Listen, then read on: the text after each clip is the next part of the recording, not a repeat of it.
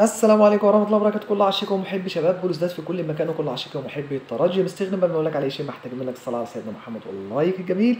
وانا حابب تنزل تنضم لقناتنا، طبعا شرف كبير لينا اقول لك على موعد وتوقيت والقناة الناقلة لمباراة شباب بوليسداد ضد ترجي مستغنم في الجولة العاشرة من الرابطة المحترفة ان شاء الله. ستنطلق يوم 2/11/2025 في تمام الساعة 5 مساء بتوقيت الجزائر الحبيب على ملعب محمد بن سعيد في مستغنم، مدينة مستغنم ان شاء الله. طبعا ترجي مستغنم ضد شباب بوليسداد. القناة الناقلة المرة هتكون قناة الشبابية الجزائرية السادسة ان شاء الله. ستنقل اللقاء يوم 2/11/2025 في تمام الساعة 5 مساء على ملعب محمد بن سعيد. شباب بوليسداد ضد ترجي مستغنم، ترجي مستغنم ضد شباب بوليسداد في الجولة العاشرة. لو عجبك الفيديو بتاعنا ما تنسناش بأجمل لايك بعد الصلاة على سيدنا محمد.